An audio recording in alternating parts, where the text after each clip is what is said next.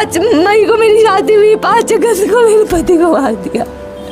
इस हाथ से मैं उन तीनों का मर्डर करूंगी जस्ट 1 मंथ बाद।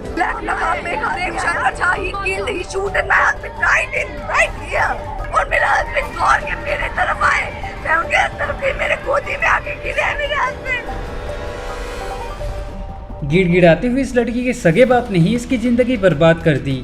जो पिता दुनिया में सबसे ज़्यादा प्यार अपनी बेटी से करता था, उसी पिता ने अपनी सगी बेटी का सुहाग छीन लिया। एक बेटी ने अपनी मर्जी से शादी की और उसके ही बाप ने हॉस्टल के गेट पर सबके सामने अपने ही दामाद के सीने में गोलियां उतार दी। अब सवाल ये उठता है कि आखिर इस घटना के पीछे की वजह क्या थी जिसने एक पिता को इतना बड़ा कदम उठाने पर मजबूर कर दिया, और ये पूरी कहानी क्या है। तो चलिए समझते हैं सब कुछ स्टेप बाय स्टेप इस वीडियो में। Hello, my name is Somesh and you are watching Darbhanga medical college case. ये घटना बिहार के दरभंगा जिले में स्थित Darbhanga medical college and hospital की है। 5 अगस्त 2025 की शाम 5:45 का वक्त हो रहा था, जब एक लड़का अपने हाथ में चाबी का गुच्छा लेकर उसे उंगलियों पर नचाते हुए हॉस्टल के सामने अपनी बाइक के पास जा रहा था। वो देखता है कि वहाँ पहले से ही एक और व्यक्ति खड़ा था जिसकी उम्र लगभग 45 साल के आसपास थी। उस व्यक्ति ने अपने कपड़ों के ऊपर हुडी पहनी थी जिससे उसका सिर ढका हुआ था। साथ ही ऊपर से उसने रेनकोट भी पहना हुआ था और अपने चेहरे को मास्क से ढका हुआ था, और एक चश्मा भी लगाया हुआ था जिसके कारण उसकी पहचान कर पाना बहुत मुश्किल था। वो नकाबपोश व्यक्ति उस लड़के से पूछता है कि क्या ये बाइक तुम्हारी है? तो वो लड़का कहता है, ये मेरी बाइक नहीं है, मैं तो अपने दोस्त से चाबी मांग कर लाया हूँ और मुझे कहीं जाना है। ये सुनते ही वो नकाबपोश व्यक्ति बिल्कुल शांत हो जाता है। इसके बाद वो लड़का बाइक पर बैठता है और स्टार्ट करने की लगातार कोशिश करता है, लेकिन बाइक स्टार्ट होने का नाम ही नहीं ले रही थी। तभी वो देखता है कि बाइक के स्पार्क प्लग का तार किसी ने काट दिया है, और जब वो उस नकाबपोश व्यक्ति को ये बात बताता है तो वो कहता है कि ये तार मैंने ही काटा है। इसी बीच बाइक का असली मालिक राहुल कुमार, जो बीएससी नर्सिंग सेकेंड ईयर का छात्र था, वो मौके पर पहुंचता है और उसके पीछे से एक लड़की भी आती है जिसका नाम तनुप्रिया है। राहुल चलते चलते अपनी बाइक के पास पहुंचता है और पूछता है, क्या हुआ, तुम्हें तो कहीं जाना था ना, बाइक स्टार्ट नहीं हो रही क्या? तो उसने कहा कि इस आदमी ने बाइक का स्पार्क प्लग काट दिया है। इतना सुनते ही वो नकाबपोश व्यक्ति अचानक अपने पास से बंदूक निकालता है और राहुल को गोली मार देता है, जो सीधे उसके सीने में जाकर लगती है। और इससे पहले कि कोई कुछ कर पाता या कह पाता, गोली की आवाज़ पूरे हॉस्टल और कॉलेज में गूंज उठती है। लोग चौंक जाते हैं और सबके जुबान पर एक ही आवाज़ होती है, गोली मार दी। वो लड़की तनुप्रिया, जो पीछे से आवाज़ लगा रही थी, वो दौड़ती हुई राहुल के पास आती है और राहुल उसकी बाहों में गिर जाता है और कुछ ही सेकंड्स में वो दम तोड़ देता है। इसी बीच गोली मारने वाला वो नकाबपोश व्यक्ति वहाँ से भागने की कोशिश करता है, जबकि वो लड़का जो सबसे पहले बाइक की चाबी लेकर आया था, वो वहीं बेहोश होकर जमीन पर गिर जाता है। देखते ही देखते सैकड़ों छात्र वहाँ जमा हो जाते हैं। तभी किसी ने पूछा कि क्या हुआ, तो बताया जाता है कि रेनकोट पहने उस व्यक्ति ने ही ये काम किया है। इसी बीच वहाँ इकट्ठा हुए छात्रों ने उसे तुरंत पकड़ लिया और बहुत बुरी तरह से मारा पीटा। इसी बीच किसी ने पुलिस को फ़ोन किया और जैसे ही नज़दीकी पुलिस स्टेशन को खबर मिली, फिर डीएम, एसएसपी, सिटी एसपी और ग्रामीण एसपी सहित 6 अलग अलग सर्किल के डीएसपी मौके पर पहुंचे और लगभग 12 से ज़्यादा थानों की पुलिस भी वहां आती है। साथ ही दंगा नियंत्रण के लिए एक दस्ता भी आता है और पूरे दरभंगा मेडिकल कॉलेज को पुलिस चारों तरफ से घेर लेती है ताकि कोई बड़ी घटना ना हो जाए। जिस व्यक्ति ने गोली मारी थी उसे पकड़कर बहुत बुरी तरह से पीटा गया, लेकिन फिर पुलिस आई और उसे बचाकर मेडिकल कॉलेज के हॉस्पिटल में ही भर्ती कर दिया गया और उसका इलाज भी वहां शुरू हो गया। दरअसल ये कहानी राहुल कुमार नाम के एक लड़के से शुरू होती है, जो बिहार के सुपौल जिले के पिपरा गांव का रहने वाला था। राहुल अपने परिवार का इकलौता बेटा था और दरभंगा मेडिकल कॉलेज में बीएससी नर्सिंग सेकेंड ईयर का छात्र था। कुछ दिन पहले ही उसी कॉलेज में पढ़ने वाली तनुप्रिया नाम की एक लड़की से उसकी मुलाकात हुई, जो बीएससी फर्स्ट ईयर की छात्रा थी। दोनों पहली नज़र में ही एक दूसरे को पसंद करने लगे और धीरे धीरे एक दूसरे से प्यार कर बैठे। फिर जब बातचीत धीरे धीरे आगे बढ़ी तो उन्होंने शादी करने का फैसला किया। राहुल ने अपने परिवार से बात की और वहाँ से कोई निगेटिव रिस्पॉन्स नहीं आया, लेकिन जब तनुप्रिया ने अपने परिवार से बात की तो वहाँ से निगेटिव रिस्पॉन्स आया।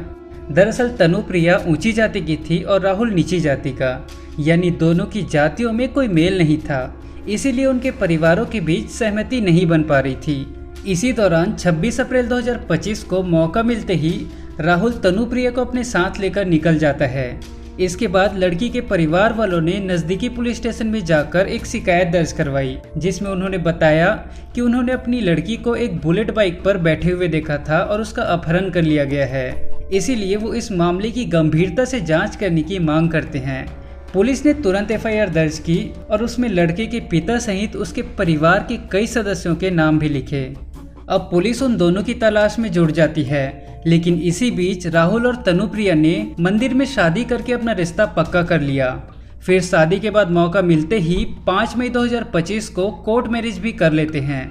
हालांकि बाद में दोनों पकड़े गए, पर तनुप्रिया ने कोर्ट में अपने बयान में साफ कहा कि वो 18 वर्ष से ऊपर की हो चुकी है और अपने फैसले लेने के लिए पूरी तरह से सक्षम है। इसीलिए वो अपने जीवन का फैसला खुद करना चाहती है और अपने पति के साथ रहना चाहती है।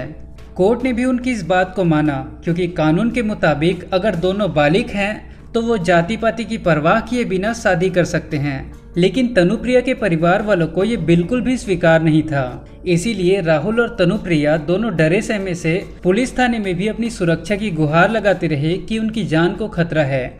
पुलिस अपनी ओर से कार्यवाही करती है, लेकिन तनुप्रिया के पिता और उसके परिवार के सदस्यों के अंदर गुस्सा और नफरत लगातार बढ़ रहा था।